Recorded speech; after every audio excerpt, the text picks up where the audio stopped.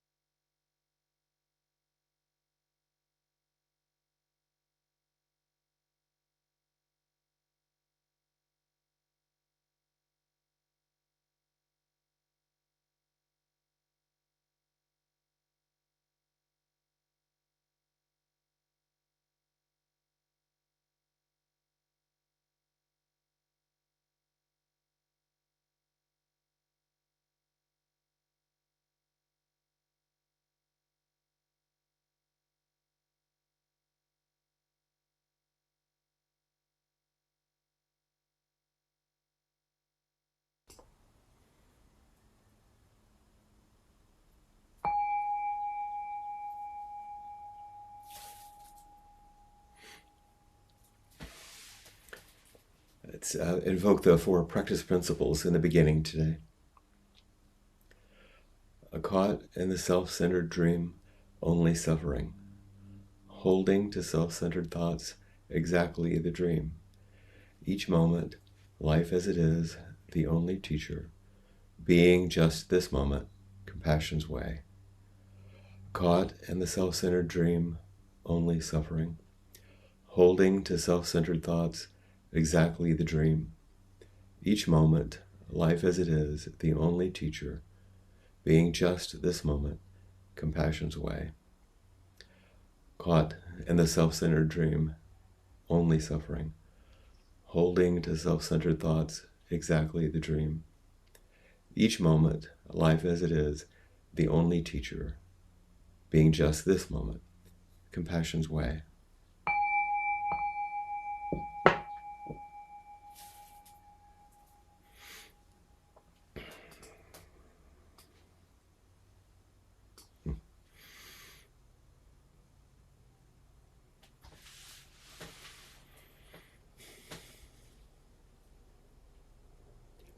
I know I repeat myself. I just keep wanting to say how good it is to see everyone.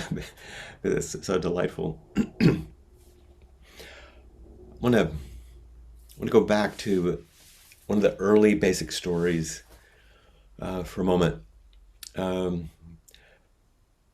Buddhism, when the young Siddhartha Gautama, who is to become the Buddha as we know it, when he's growing up in the privilege and luxury of the palace, since he was a prince, his parents were protective, like all parents are.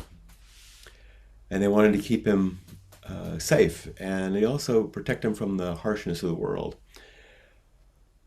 And there are certain forbidden things that they really didn't want him to see. They didn't want him to have to face people who are really ill, people who are old, and what happens as we get older, a corpse, someone who had died, and the disposition of a corpse, and also protect him from actually meeting other pilgrims or sages, yogis on the path of meditation and awakening. But of course, he was a guy, he was a boy, and he snuck out, like so many of us do, being curious and energetic, and he immediately stumbled upon a sick person. In the story, a sick person is the first person he met. And it's like, wow. And this was the first sign to him that there were things that were hidden. Something's hidden. I'm not seeing the whole deal. Something wasn't complete in his view of the world and in his life. And of course, right now, during the pandemic, there's sickness all around us of many sorts, but we're faced each day with things that are kind of frightening or discouraging, even disgusting, shocking realities. And as in the Buddhist story, there's a potential as we meet these things that there's some discovery there. Seeing further, seeing through into that, whatever secret that was being kept from us, that we may not even know, that there's more to the world than we thought, or maybe more than we've been able to meet to this point. And that knowing and that willingness is the beginning of a new world, a discovery of a new life beyond the palace of the self-centered dream. And this is an opening into a world in which the whole world is medicine, just like you are for me today. And at the moment of discovery, the luxury of the palace to the Buddha suddenly looked like a prison. So the question is, what luxury or entitlement do you hold, which might be imprisoning you? What is it that, or limits your view? And certainly I have those because I've always been really healthy, and I kind of assumed that that'll be the case. So it was extremely surprising in some ways yesterday when the little line came up on the COVID test and said positive. And so I did another one, and it was positive. When I put the first 3 drops on there and set my watch for 15 minutes, and in 30 seconds the line came up. It's like, oh, wow, lots of antibody in there. I didn't feel, I mean, you can tell, I'm not terribly ill. I actually felt worse yesterday, not terrible, but I could tell something was wrong, hence the test. And we're immensely blessed on this island because my great abiding friend, Peter Johnson, from whom we actually bought this home, many of you know, was a scientist who helped develop the protease inhibitors, which turned the entire tide with HIV and AIDS. And they also developed another drug, an antiviral drug, that didn't make it to market at the time and was in the freezer, you know, when Pfizer bought them. And that's the drug that's the main component of Paxlovid, sorry. And so Peter, being on the island, went to the hospital and to our doctor here a few weeks ago and said, do we have a good supply? And they said, we don't have any. And so they went through the routine to make sure we had a good supply. And so yesterday I was able to get it within an hour of my test. And I took my first dose last night and went to bed with what felt like kind of like the flu. And by 1 a.m, it just stopped. Now that's, fingers crossed, who knows? But all this has brought this forward. Each moment, life as it is. The only teacher, one moment, we're sitting in Zazen and falling asleep or nodding off, and the next moment we're startled awake. And we breathe in and we breathe out. But those actually are just, words that describe this dualistic notion based on our self-referenced observations. I'm breathing in and I'm breathing out. We call it breath in one moment, and we call it death in another. But actually, those are just designations. There's only one thing moving, and that one thing is everything. And there's no end to the suffering if we remain entranced by this dualistic way of thinking. Of course distinctions are important, and of course it's good to take care of ourselves, and of course it's good to notice.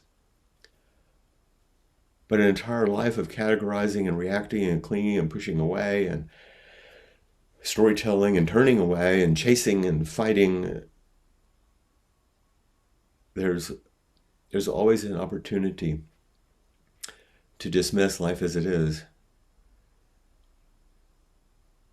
and instead just be focused on life as I narrate it through my sense organs, my thoughts, and my feelings.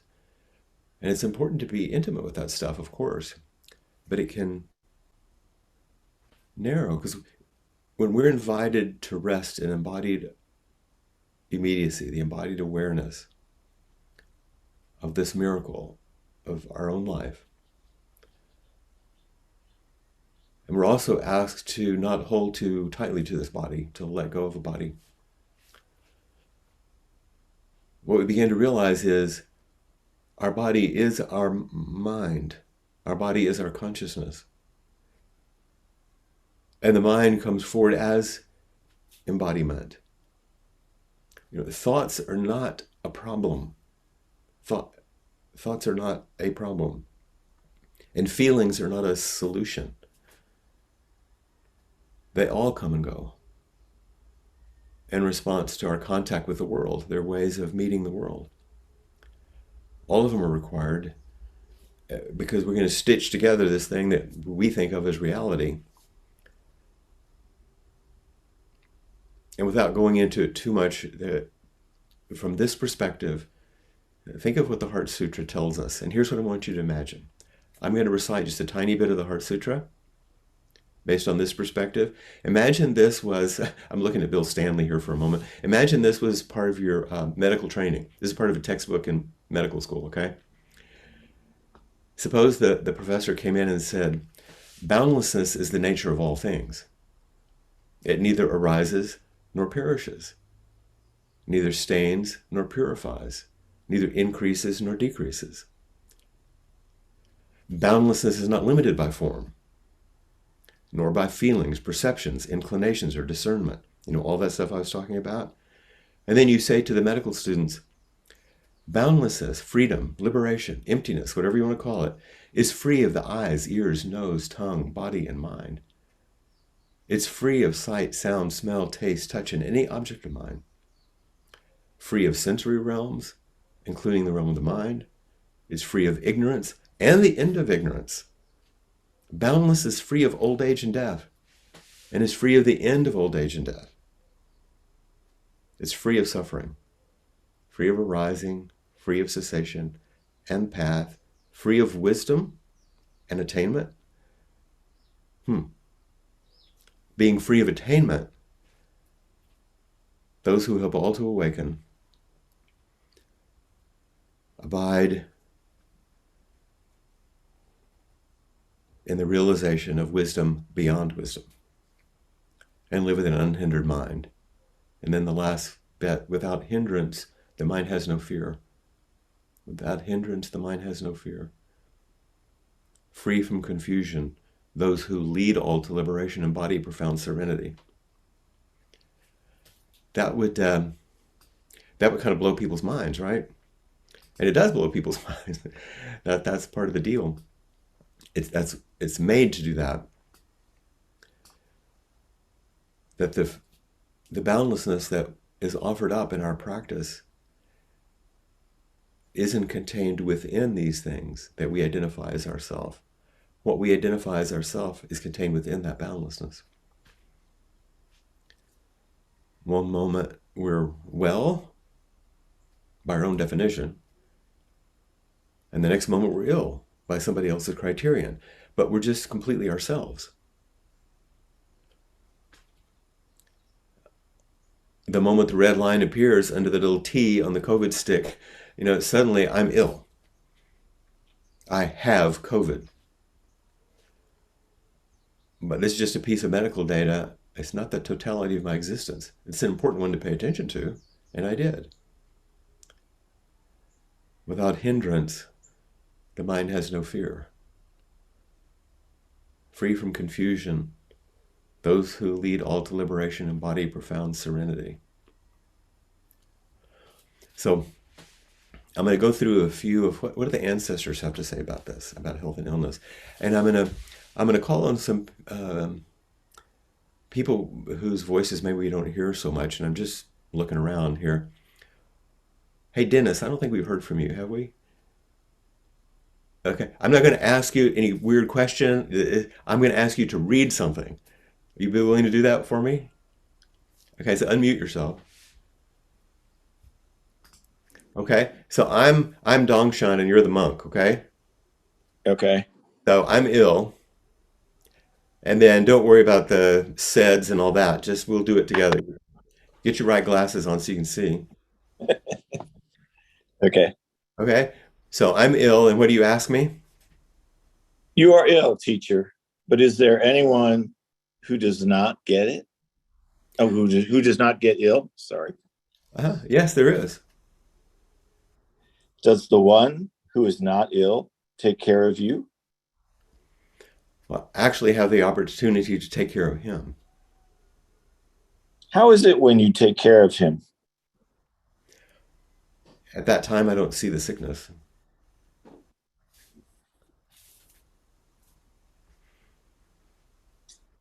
Very much for doing that. Do you want to say something?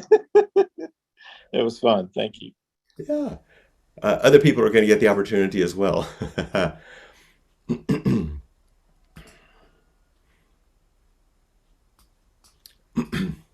I've lost my other piece here. Where did it go? Where did it go? There we go. I want to make sure I keep things in order here. So this is one of those interesting old, stories where the monk comes to the teacher and says, "I can see that you're sick." But then there's this question: is there anyone who does not get ill? And he's not talking about other people. There's someone who's not ill, and the teacher says, "Yeah, there is." And the monk says, "Well, does the one who is not ill take care of you?" And Dongshan says, "I have the opportunity to take care of him." And the monk said, "Well, how is it that you take care of him?" And he said, "At that time, I don't see the sickness. Like now, I have this diagnosis, and at this moment, I'm sure among all the people here that there's every kind of projection, fear, idea, concern. People have suggestions, advice, treatments, love, and care moving all around."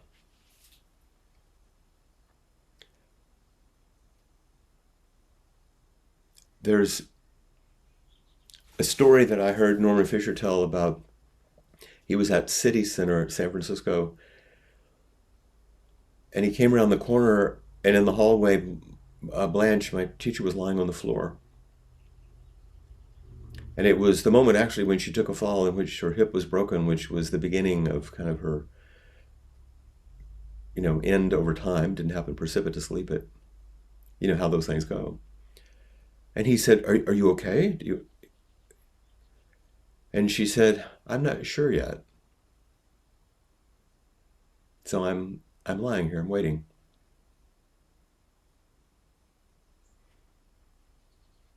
Is it possible to take things slowly enough and when with enough attention and care? Are you okay? Well, I'm not sure yet.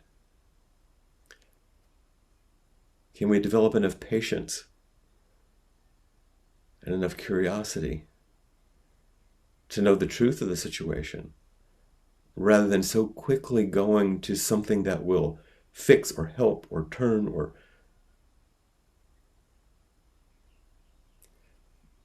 probably almost 3 decades earlier, the great Rinzai teacher Maureen Stewart, an American, is a wonderful teacher, had metastatic breast cancer, had gone to her liver, and she was in sort of final stages. But she came to Green Gulch to give some Dharma talks. She loved to teach. And everybody was whispering, like she's in denial. She's not acting like she's sick. You can see that she's sick. And at one point, she pretty much literally screamed, "I am not sick. I have cancer." Her refusal to identify with the storyline and her willingness to look squarely in the face of the truth. That's an unusual combination. So these two women are saying, do we have the patience and the deep curiosity to meet what comes? Illness happened to be the thing, but and do we refuse to identify with whatever names we give it all, but look at the truth fully, not turn away from anything? So when I'm with you right now, I don't see the sickness. That doesn't mean I'm in denial. I know what's going on. It's not a delusion. But can I take it slow, with patience and curiosity, and to see what this is as the world is made new each moment, each moment, each moment? And can I look squarely at what it is without adding some identity? Oh, I'm a COVID patient, and all the reactions and projections associated with that identification. You see, there's a lot of wisdom in what these two women, who were profoundly present and looking squarely at the situation, but offering something a little bit different. Let's say, Cheska, are you there? I think I saw you a while ago. Francesca? It's more fun to read them together, isn't it? Yep. Okay, let me get this ready. Here we go. So you're going to be Guishan, Okie okay? doke. And I'll be Dawu. Ready? Okay. Great. Yep. Where are you coming from? I've come from tending the sick. How many people were sick? Well, there was the sick and there was the not sick. Aren't you the one who's not sick? Being sick and not being sick have nothing to do with him at all. So speak up quickly. Even if I could say anything, it would have no bearing.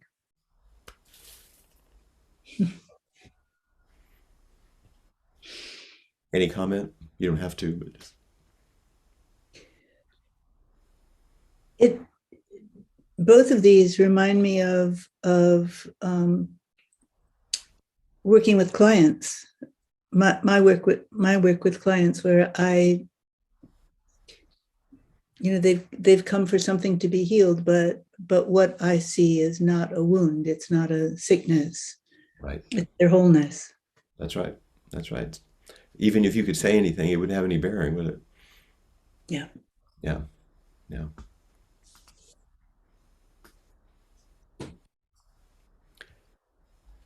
So in this case, sickness demonstrates to me that no matter how much I practice, how clever or smart I might be, I'm also a body. And like all bodies, and also like, dogs and cats and trees and stars, my body is made of stuff. The same stuff is all subject to the same miraculous healing at times and the same ultimate decay. And the things I see and feel, which I'm made of, is in turn made of smaller bits of stuff. And you can recombine the bits in various ways, but day after day, this thing that we're doing and what you're just saying is like a recombining process. Illness is a recombining process too. It turns out that the cells we're made of can be hijacked by other tiny little creatures, little pieces of RNA, which start rearranging me to make more of them. It's very exciting. It can be dangerous, but but it's amazing that this can happen. Okay. Hi. Okay. Yeah, hi. Yours is really easy. You just have to read something. But it's another one of the ancestors. Mm. And I have two translations, so it's a little funky, but read the one without the parentheses things, and then read it again, with the parentheses things and see how it goes, okay? Okay. This is Yunman. You remember Yunman about an appropriate response? Mm. Same guy. Okay. Medicine and disease are in accord with each other. The whole earth is medicine. What is yourself? I'll read it the other way, since it's confusing. Medicine and disease subdue each other. The whole world is medicine. What am I?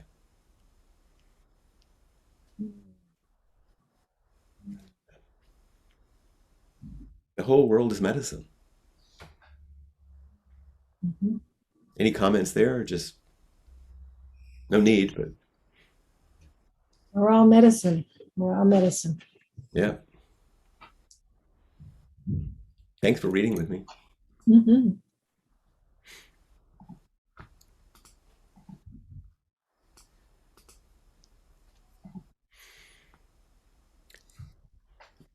We are guests in these bodies, in this body house, and we cannot stay. And there's many ways of distracting ourselves from this knowledge, but you can't conceal it forever. And this is the great matter. We talk about this on the Han. And this is what the Buddha discovered when he left the confines of the palace and began to walk around. And one day you have to step out of the palace and face your truth. My experience with working with cancer patients for all those years and many others is that illness can be a gateway into vast interior truths too. Illness can be like this key to the locked door, in the fairy tale, or it's like the right move to open the stone or move the stone out of the way in the video game, that you want to open. But what we're not told is that this is a risky business to open these doors, because inside there lie the possibilities of changing the course of your whole life in ways that you cannot predict.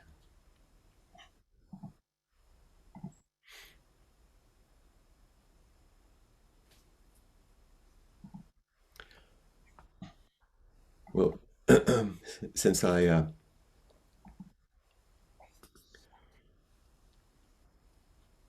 know, we haven't heard Robert. You want to speak? Steinbaumer, come on. We haven't heard your voice. We have another easy one.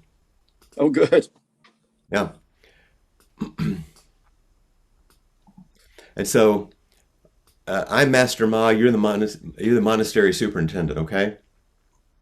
So apparently I'm unwell, which I just told you. And so you come to me and you say, Master, how is your venerable state these days? sun face Buddha, moon face Buddha. That's helpful, right? It's such an odd thing, isn't it? So you're being very kind. You're asking me how I'm doing. And I give you this strange response, which is, I think, an old Zen way of saying, well, you never know. One day it's this and one day it's that. But Seems it's a very famous thing. Go ahead, Robert. no, it seems to fit exactly. Yeah, yeah, it It's does. a little like the Spanish phrase of así. Yeah, yeah. Thank you. And it's speaking more than just about the physical illness, isn't it? Mhm. Yeah, yeah. Thank you. It's good to hear your voice. Usually quite casually, I think of myself as well, because I tend to be pretty well. So when I'm sick, a wellness is the me I imagine getting back to, you know. And there are lots of situations um, where it's natural to think of myself as something I need to get back to after the pandemic, after the war ends, after the situation is explained, after the chemotherapy is finished, after the divorce, the baby, the exam is passed, justice is achieved. There's just a million. But the journey itself is what's changing me. Even if I get the outcome I want, I can't go back to the previous edition of myself. We're always already ourselves in any circumstance, and something's always flowering in us. And if we have patience and curiosity, like Blanche was teaching us, that flowering moves in a different way. And if we have the willingness to turn toward it without identifying with it, as Maureen was teaching us, it will come forward in a different way. And there are lots of kinds of sickness. COVID is an easy one, but there's the sickness of, falling in love with the unattainable person. The divisions based on hatred and fear in this country, the isolation and cruelty and meanness imposed on cruel and mean people. All of this is life. And I can't always be sure what's healing and what's not. And I explain it to myself and have all my good reasons, but you sign up for a new job, or you move to a new city, you move to Hawaii, you decide to get married or to get divorced, you buy a new house, you turn down some other offer, and because you're hopeful, or maybe because you're scared, or because, well, you don't know why. Outcomes aren't certain. But our path opens up as you walk this uncertain path. And this is the great, restless, irritating question of Zen. Like, what am I? What is this? Who am I? And that's the doorway into a new life. It hangs there, trembling with curiosity, and it's kind of absurd. But we want to have a full life. And sometimes wanting to get better is just part of the sickness. But a good question, who am I? What am I? Like Lori was talking about, might help when nothing else will. If I have a question, I'm beginning to wake up in the thick darkness, just the question. If I wonder who I am, that's the faint beginning of the path you're trying to make out in the dark, in the night, in the forest. And if I begin to walk step by step, then the path is going to keep showing itself. And if you become desperate enough to ask this kind of question we ask in Zen, who am I? Then it says we've given up on all the usual solutions. At least we know they're not complete. And we're looking for help that's like deep down in the bowels of the whole universe. And this suggests that maybe we are open and that help or healing might come from anywhere, but probably not from the expected direction.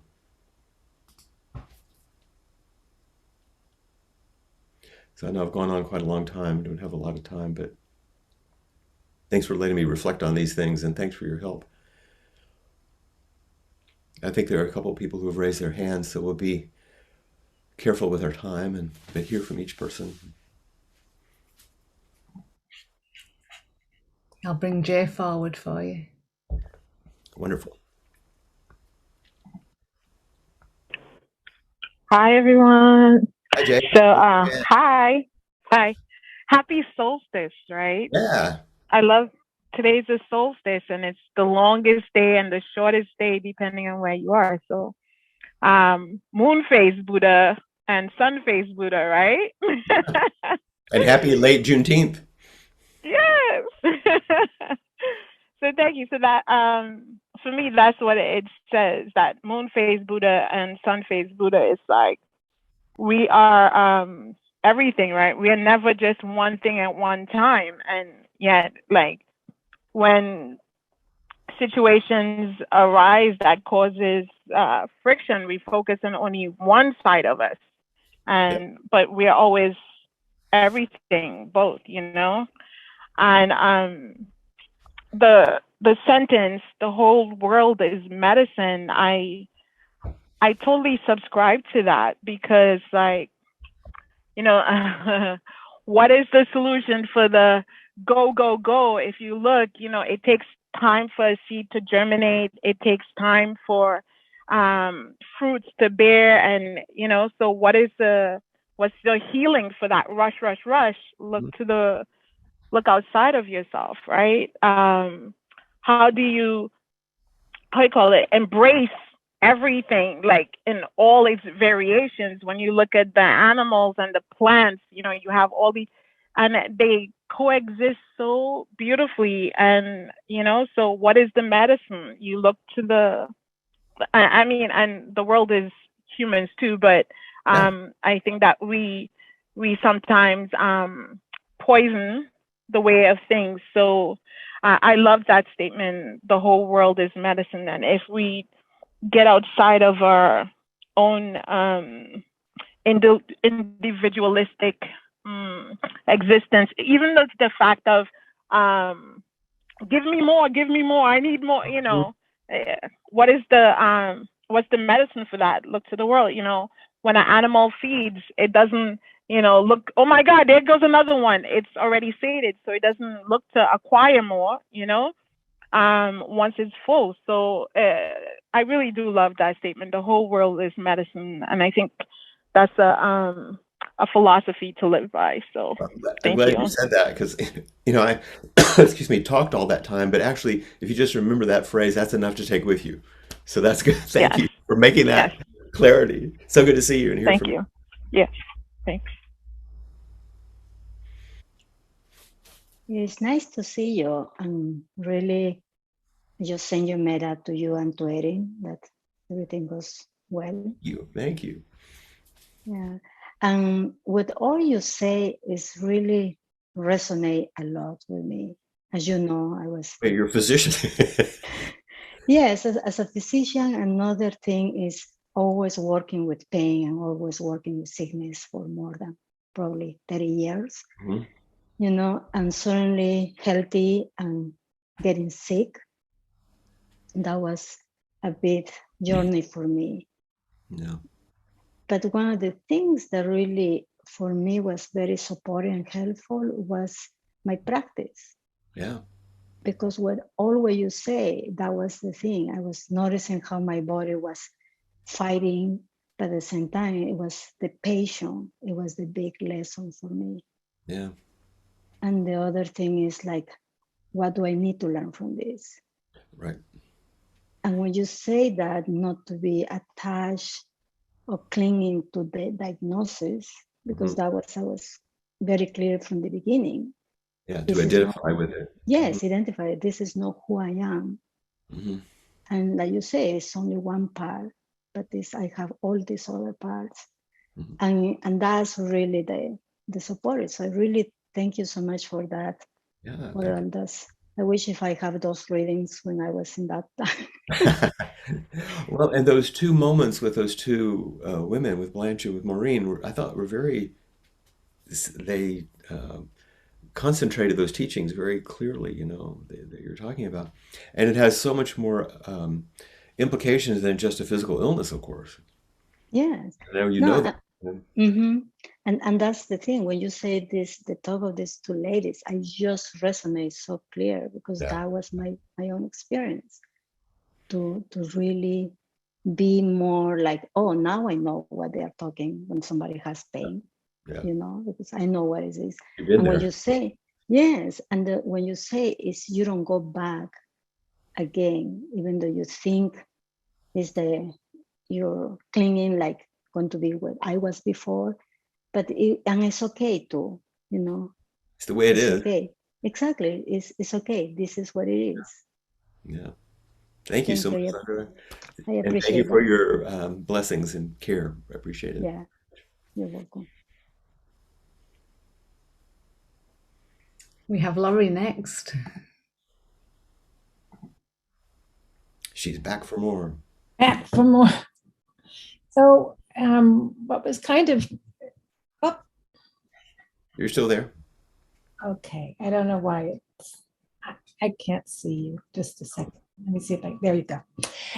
So where I went with this was not so much physical illness, but rather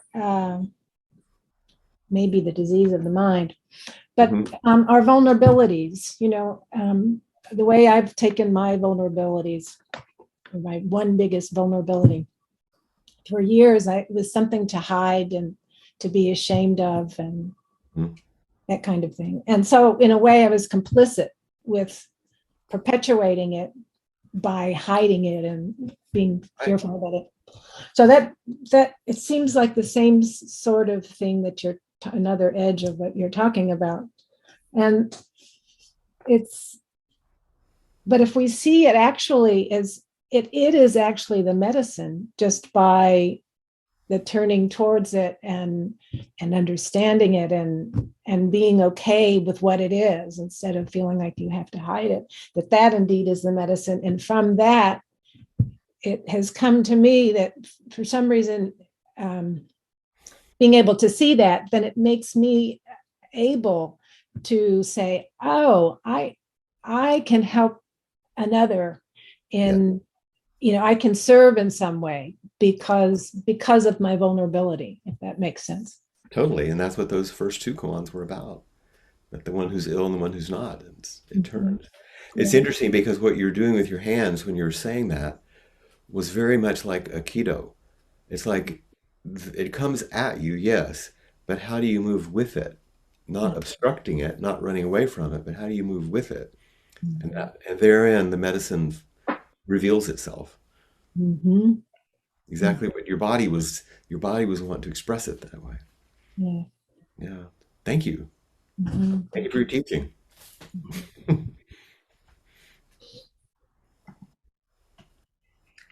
Yeah, we have Genevieve next.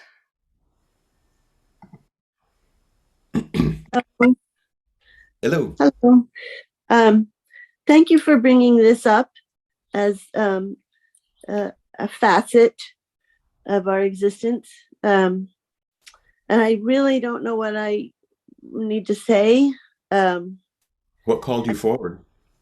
Well, this was a very emotional for me, and Ah, I've been sick almost my entire life, and both with multiple physical chronic illnesses and then also with depression. And so the combination of the two.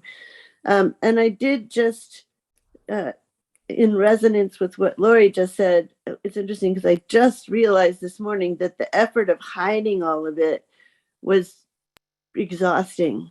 that's And that another maybe, part of the illness. yeah, and that maybe I could let that part go. Maybe I could just stop hiding and feeling shame.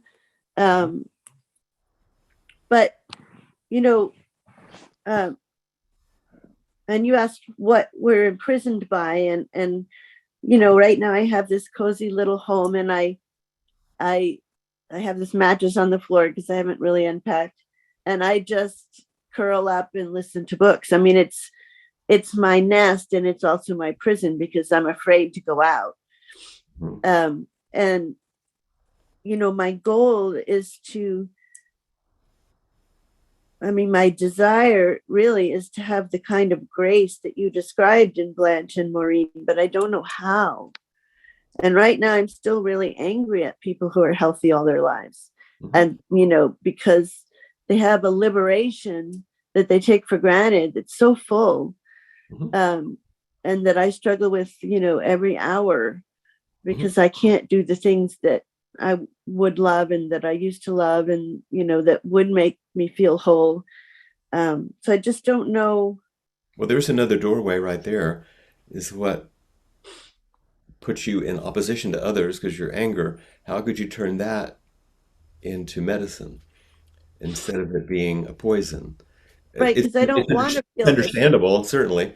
Right. I don't want to feel it though. It's not my desire to feel that way towards Turn other people. toward it and get to know it. Become more friendly with it instead of trying to push it away. This isn't about trying to get rid of anything. It's about unlocking the key to all of these things. And the how to you're beginning right now, which is you're stepping forward, you're speaking, you're letting people know. So you're already doing the first part of not just being hiding in your shame. So you're making your way through that forest that I was talking about there at the end, even though it's a little dark still.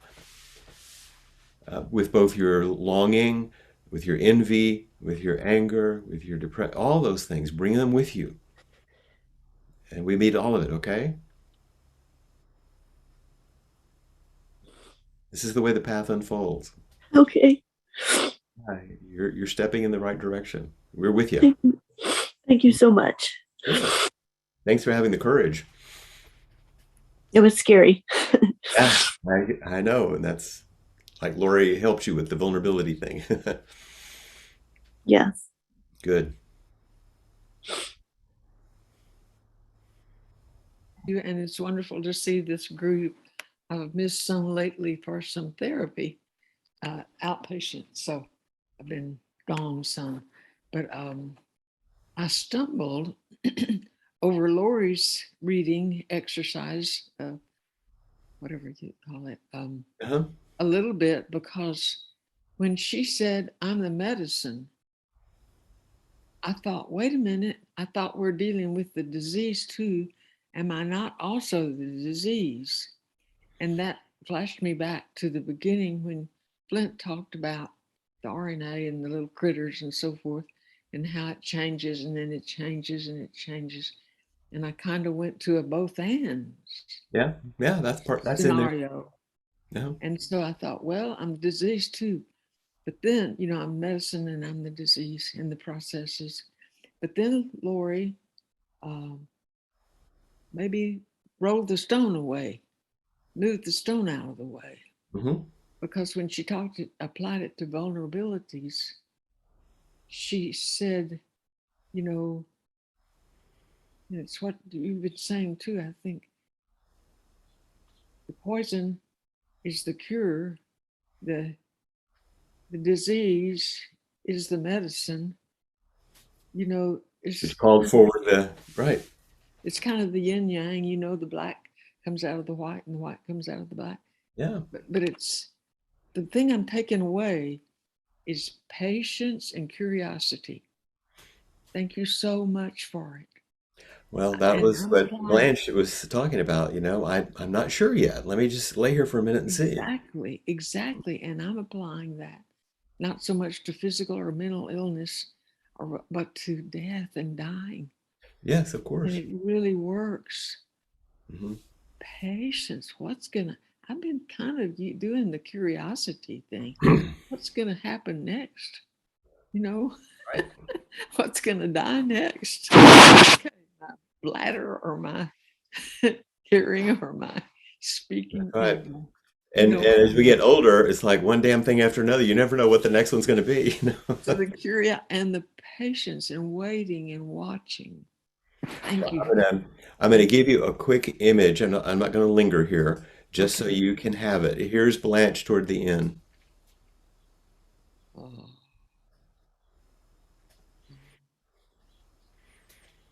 That's Blanche. That's Blanche. It's a good one, huh? Is it okay if I step forward for 2 minutes, Flint? Oh, I prefer you didn't. No, of course.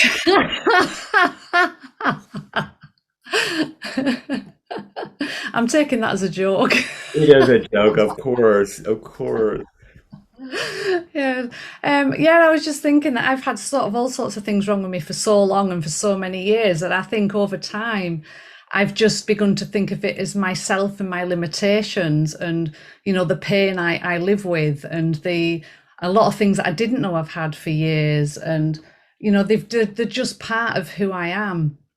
And accepting them a long time ago, since I was 29, I had all these different difficulties with my body it's just that entering the world every day unwell and on my level of but for me it's not unwell, it's this is me, this is my energy level, or this is who I am today, these are my limitations today, and they vary sometimes from day to day, and the pain increases and decreases day to day, and different things impact me at different times, but it is just who I am. That's Yeah, my body. you can look at these are my limitations today. These are my gifts and opportunities today. Yeah. Both sides. Because if we Yeah. only look at limitations, we have some idea about how we should be, and then we're limited. There's some truth to that. But this is who I am. What do I have to offer? Yeah. So I offer what I can with what I can. And sometimes I have like issues of, am I going to be good enough? Am I going to be enough? But for me, it's just come forward wholehearted with whatever is going on within me. Well, And that's that's what what you I do have for to us all the time. And remind us of that oft quoted thing that you said to me before we came on today. It's pretty common, but remember what you said? Oh yeah, right. It keeps me going. But yeah, it's that most of the work in the world today was done by people who didn't feel very well that day. Right. Yeah, most of us have heard it before, but it's good to remind ourselves that. In good company. Yes, absolutely. And thank you for all that you do, because I know you've struggled with a lot of things for a long time. And even when you get like a new diagnosis, something finally gets nailed down, like it's like in that koan, even if I said something, it doesn't make any difference. No, I've had a new diagnosis lately, and it's like, I'm still Maria. You're I'm still still Maria. everything, and everything's still the same. I Yeah, just have a name yeah. And for, maybe for that gives you a new opportunity for some treatment, but we just continue. Thank goodness we have you, Maria. Thank you. Thank you. Stay well. Let's invoke the verse of the robe now. And remember, I uh, said that in mid piece from the Heart Sutra about boundlessness. So think about this now, okay? Vast is the robe of liberation, a formless field of benefaction. Wearing the universal teaching, I realize the one true nature, thus harmonizing all being. Vast is the robe of liberation, a formless field of benefaction. Wearing the universal teaching, I realize the one true nature, thus harmonizing all being. Vast is the robe of liberation, a formless field of benefaction. Wearing the universal teaching, I realize the one true nature, thus harmonizing all being.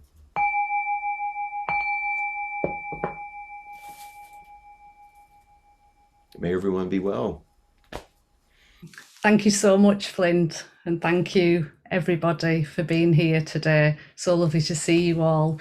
And if you'd like to offer dana to Appamada and its programs and facilities, and to Flint and to other teachers such as Laurie, who's here this evening, then please do go to the website at appamada.org/contribute, and you'll see an opportunity to offer dana to the teachers, or to and to offer one-time contribution, or to set up regular contributions, whichever you wish to do. Thank you all so much for being here. And if you'd like to continue to meet and share, then please do join myself and others on the virtual porch for a further 30 minutes, and we'll continue the conversation that Flint began there. So thank you all so much. Thank you.